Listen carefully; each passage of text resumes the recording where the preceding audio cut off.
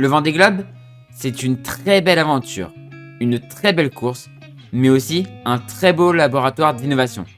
Aujourd'hui, on va parler de l'évolution des bateaux du Vendée Globe au fur et à mesure des éditions. Pour cette première partie, on va parler du Vendée Globe de 1989 à 2004, et il y aura une deuxième partie dans 2 semaines où on parlera du Vendée Globe de 2008 à 2020. Je remercie tous ceux qui s'abonnent à cette chaîne, ça m'aide énormément, tous les abonnés, ça m'aide énormément, vous faites grandir ma communauté, vous êtes les meilleurs, je vous adore, vraiment vous êtes top. Et si vous n'êtes toujours pas abonné, n'hésitez pas à vous abonner pour ne rater des prochaines vidéos. Du coup, on commence tout de suite avec le premier bateau vainqueur, puisque oui, on va parler surtout des bateaux vainqueurs, sauf quand il y a eu plus d'évolution sur d'autres bateaux mais qui n'ont pas gagné. Mais on va surtout parler des bateaux vainqueurs. Et donc on commence tout de suite avec le premier bateau vainqueur du Vendée Globe 1989, Écureuil d'Aquitaine.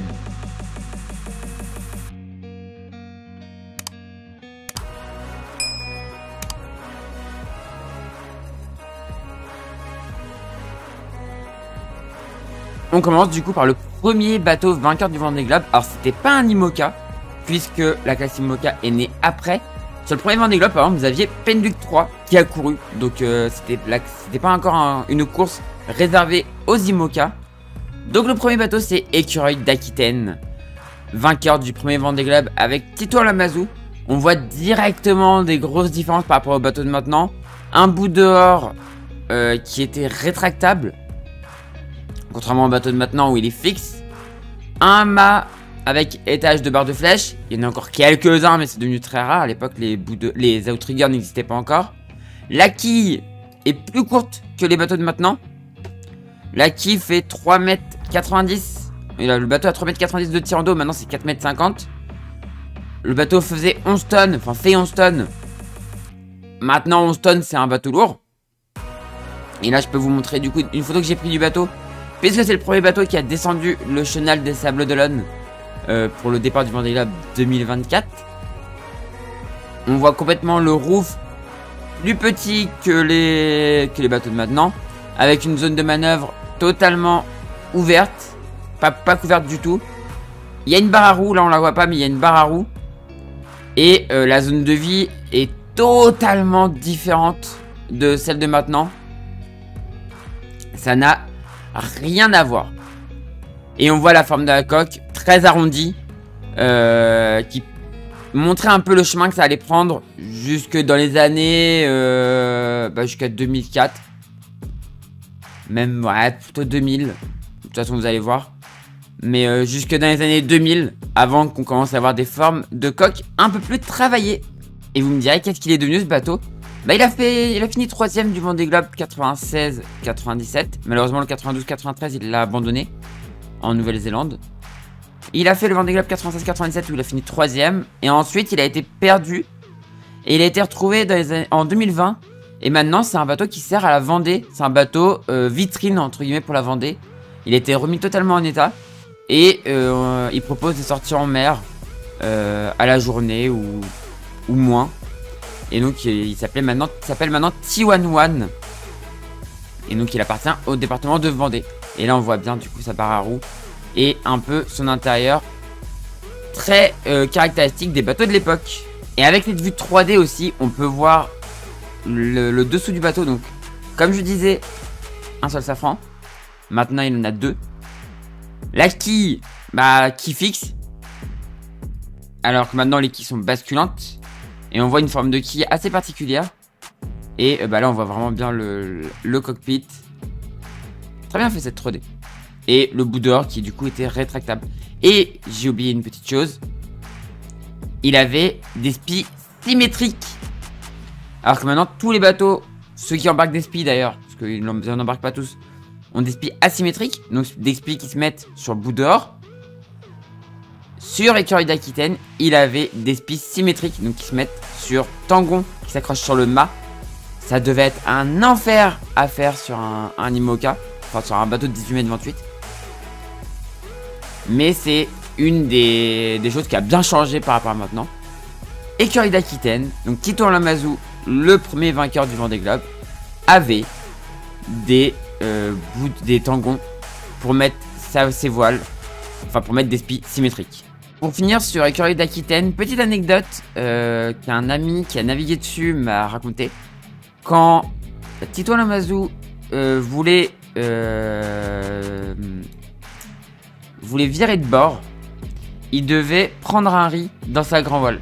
Parce que si vous regardez bien, les bastacs ne permettaient pas de virer de bord avec grand voile haute.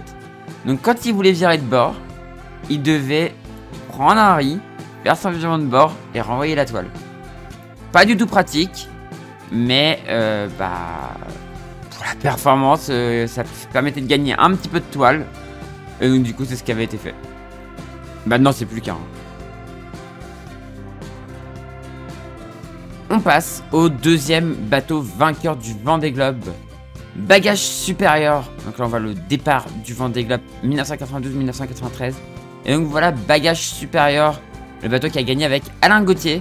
Et donc là, on voit déjà quelques différences. Alors déjà, c'était un IMOCA, bagage supérieur. On voit qu'il y avait 2 mâts à barre de flèche. Un cockpit. Le cockpit, on reste encore un peu dans le même style. C'est-à-dire cockpit assez ouvert. Avec une barre à roues. Une zone de vie très petite. Mais il y avait 2 entrées, comme vous pouvez le voir. Alors que sur T11, il n'y en avait qu'une. Là, on voit qu'il y avait 2 entrées avec la barre au milieu. Donc un cockpit toujours assez petit. Et donc voilà ce fameux bagage supérieur avec une quille plus classique, on va dire. Quille droite. Et donc, avec 2 safrans là, d'origine. Directement, il y avait 2 safrans. Bateau qui commençait encore un peu à s'élargir, mais on avait quand même encore... on essayait quand même d'avoir encore un arrière qui, entre guillemets, se rétrécissait un petit peu pour pas sacrifier totalement le prêt, quoi. On sacrifiait pas encore totalement le prêt. Vous allez voir que sur les bateaux d'après, on a pas mal sacrifié le prêt pour aller très vite dans les mers du Sud. Là, on avait encore un bateau assez arrondi. Assez arrondi qui se resserrait quand même pas mal sur l'arrière. Et donc, on peut le voir, un bout dehors très court. Un bout dehors très court, non rétractable. Et donc, un bateau qui naviguait surtout avec des spies symétriques. Comme on peut le voir, on voit 2 tangons sur le pont. Un bateau qui a navigué avec des spies symétriques. C'était pas le seul sur le Vendée Globe 92-93 à avoir deux mâts. Puisqu'il y avait aussi Fleury Michon. Il y avait aussi Fleury Michon du coup. Qui avait lui aussi 2 mâts. Le voilà, Fleury Michon de Philippe Poupon. Qui avait lui aussi 2 mâts. Alors qui était un peu différent. Qui avait une conception un petit peu différente. On voit un bout dehors à l'avant là. Par exemple. Mais lui aussi avait 2 mâts. Bon, son mât avant est tombé pendant le Vendée Globe. Et il a fini du coup sous Gréement de Fortune à l'avant. Et son mât classique à l'arrière. Mais du coup, bagage supérieur n'était pas le seul bateau à 2 mâts. Après le Vendée Globe, il a perdu son 2e mât. On s'est rendu compte que 2 mâts, c'était pas forcément... ça servait pas forcément à grand chose. Donc on est passé sur 1 mât.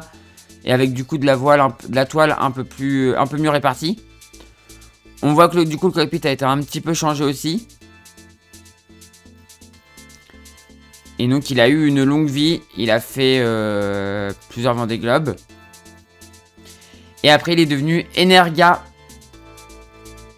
Et par contre il n'a pas participé au Vendée Globe 2012. À l'origine il était prévu. Mais par la suite Gutek a trouvé un autre bateau. Donc il l'a pas pris pour son Vendée Globe 2012. Et à l'heure d'aujourd'hui il est en Pologne. Et il appartient toujours à Gutek. Voilà. Et donc il est à vendre. Il est à vendre. Mais il est toujours en Pologne. Et donc il a pas retrouvé de 2e mât. Hein. Il est toujours à 1 mât. Mais il a l'air de naviguer toujours. Voilà. Et donc c'était le bateau le 2e bateau vainqueur du Vendée Globe. On parle maintenant du coup du 3e bateau vainqueur du Vendée Globe. Celui de Christophe Auguin, le Normand Christophe Auguin, Géodis.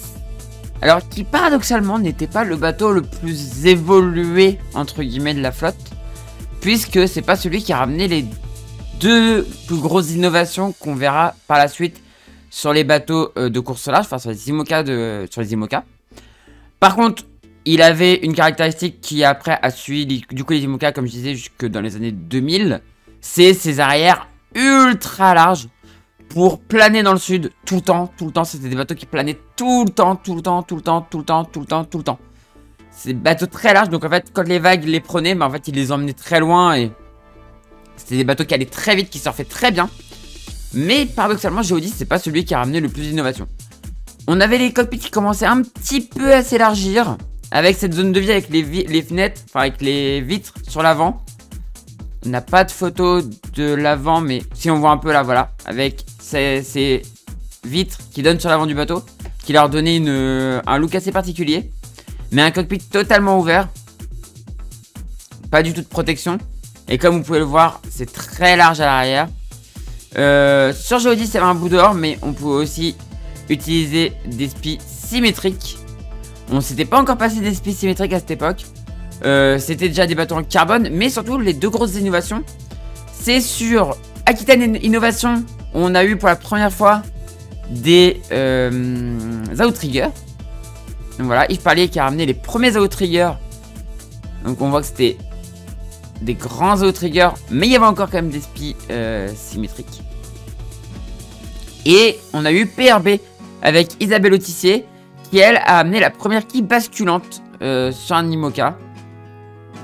Donc c'est les 2 grosses innovations de 1996. Donc des bateaux qui c'était des luges. Ces bateaux c'était des luges. Dans le sud ça a déboîté comme pas permis. Par contre c'était au prix qu'au près, les allures de remontée au vent, ils étaient un peu moins bons quoi. Mais ça tombait bien sur le Vendée Globe, il n'y a pas énormément de remontée au vent. Donc on n'a pas vraiment fait de compromis. Et on a fait des bateaux très bons au portant, mais un peu moins bons au près. Qui ont un peu tendance à taper. Puisqu'ils sont larges, ils tapent un peu plus. On a aussi une dérive. Alors ça, les dérives, j'en ai pas parlé, mais sur le Vendée Globe 92, on a commencé à en voir. Là, c'était une dérive centrale. Comme on peut le voir là. Une dérive centrale. C'est sur le Vendée Globe d'après, on a commencé à mettre 2 dérives. Mais sur ce Vendée Globe là, il y avait... Et sur le Vendée Globe de 92, il y avait déjà des dérives. Mais plutôt des dérives centrales. Puisqu'on n'avait pas encore le problème des quilles basculantes. Une quille qui bascule ne fait plus l'effet anti-dive du coup. Et donc du coup il a fallu mettre 2 dérives pour éviter au bateau de déraper. Voilà. Aquitaine Innovation par contre lui n'avait pas de bout dehors. Donc preuve que voilà il servait des spies symétriques. Donc c'est assez particulier, c'est de l'ancien avec des innovations, c'était un peu particulier ce bateau. Donc pour Aquitaine Innovation maintenant il sert, c'est le bateau qui sert à Initiative Cœur pour faire les visites de bateaux sur les villages départ. Le bateau d'Isabelle Autissier, on peut regarder rapidement. Et bah il a été perdu en mer. Voilà. Il a été perdu en mer. De ce que je vois, on l'a vu chavirer là. J'ai pas l'info. Bateau abandonné, chaviré, voilà. Au milieu du Pacifique, il abandonne le bateau récupéré par Solini. Donc sur un Vendée Globe du coup. Sur un Vendée... Ah non, pas sur un Vendée Globe. Ah, sur un box challenge. C'est un box challenge. Et le bateau vainqueur de cette édition du Vendée Globe, donc Vendée Globe 96-97, donc Géodis, lui, il est abandonné dans le port de Cherbourg. Mais il va être bientôt sorti de l'eau là, puisqu'il va être vendu aux enchères. J'espère pour lui qu'il trouvera preneur. On passe au Vendée Globe 2000-2001, gagné par Michel Desjoyaux sur PRB. Donc on voit le bateau actuellement, bateau avec quille basculante. Il n'avait qu'une seule dérive. Les cockpits s'élargissent un tout petit peu. On a une zone un petit peu abritée juste à la sortie là. Mais ça couvre pas énormément. On a arrêté d'élargir à donf les bateaux et on s'est un peu calmé, on va dire. Même si on a quand même des bateaux encore assez larges. Mais on commence à chercher un peu plus de polyvalence quand même. Donc on voit que on est un peu moins large. Et du coup voilà, un peu plus de polyvalence, notamment pour les allures de près. Mais bon, c'est encore quand même très large, hein. On a quand même encore des bateaux assez larges. Donc ce bateau avec quille basculante, dérive. On est encore sur un bateau avec barre de flèche. Voilà. Les outriggers n'ont pas encore gagné, même si il y a déjà des bateaux à outrigger. Mais les bateaux à outrigger n'ont pas encore gagné. Et voilà. Et après, du coup, ce bateau a eu plusieurs vies. A regagné en 2004. On va en parler. Et surtout, maintenant, il est sauvé. Puisque quelqu'un l'a racheté. Il était abandonné depuis un certain nombre d'années dans le port de Brest. Il a été racheté et il fera la prochaine route du rhum en catégorie rhum mono. Mais ça a été un bateau... C'est un bateau qui a une histoire, folle. Que j'ai raconté dans un volet de légende. Donc je vous encourage à aller voir cette vidéo. Mais un très beau bateau. On voit bout dehors fixe. Ça y est, les bouts dehors fixes arrivent. On se débarrasse des spies symétriques. On se rend compte qu'avec la vitesse des bateaux, les spies symétriques, ça commence à avoir moins d'intérêt. Beaucoup moins d'intérêt. Puisqu'un spie symétrique, c'est fait pour bien descendre le vent. Là, on va chercher à avoir des bateaux qui sont un peu meilleurs. On va chercher à avoir des bateaux qui vont de plus en plus vite. Donc les spies, déjà, à cette époque-là, on ne sait pas encore que les spies, ça va être fini à un moment donné. Enfin, fini. Il y en a qui en embarquent encore, mais que ça va devenir de moins en moins nécessaire. Donc on passe sur des spies asymétriques. Parce que les spies asymétriques s'accommodent un peu mieux. Je dis bien un peu mieux. Des bateaux qui vont très vite, quoi. Voilà, on voit toujours deux safran. Encore une seule dérive.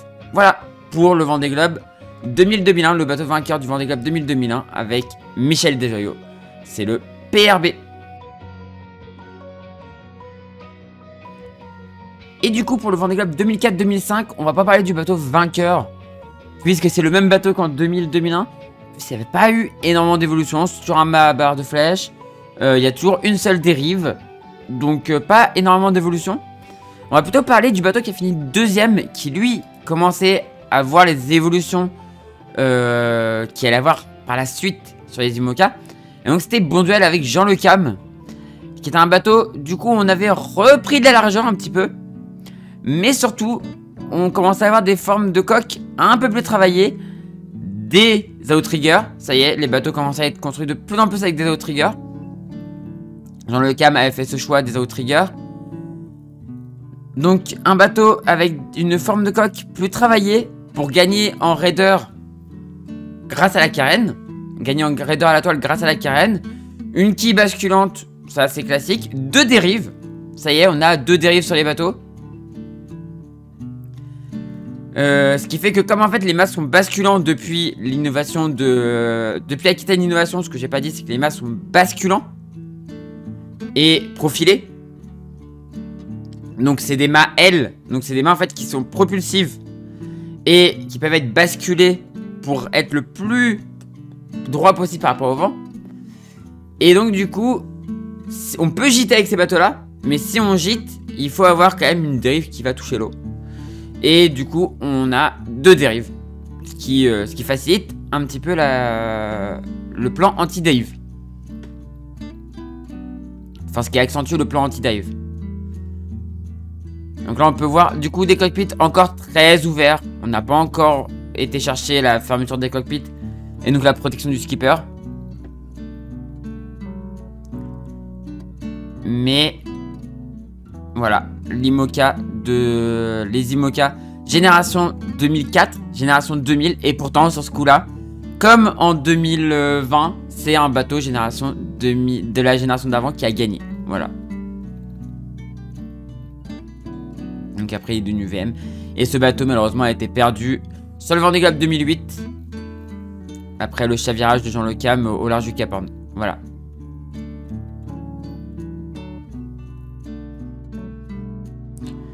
Mais un des premiers bateaux où on voit que la forme de coque commence à être travaillée. On commence à avoir des bouchins, on commence à avoir des formes de carène assez intéressantes. Et c'était que le début. Voilà, c'est la fin de cette vidéo. J'espère qu'elle vous a plu. Si c'est le cas, n'hésitez pas à faire briller le pouce en l'air. N'hésitez pas à commenter et à partager. Et je remercie encore tous ceux qui s'abonnent à cette chaîne. Ça m'aide énormément. Vous faites grandir la communauté. Vous êtes les meilleurs. Du coup, moi, je vous dis à dans 2 semaines pour la suite de cette vidéo. La partie 2 des évolutions des bateaux du Vendée Globe. On parlera de 2008 à 2020. Et il y a eu énormément d'innovations entre ces deux Vendée Globe là. Donc du coup, ça va être encore une chouette vidéo. Je vous donne du coup rendez-vous dans 2 semaines pour la prochaine vidéo. Et sinon, je vous donne rendez-vous ce soir à 20 h pour le point sur le Vendée Globe. Et sinon, il y a un point tous les dimanches 20 h, mercredi soir 20 h et vendredi pardon à 13 h. Voilà. Allez, je vous fais des gros bisous et je vous dis à la prochaine. Ciao les gens, tchuss.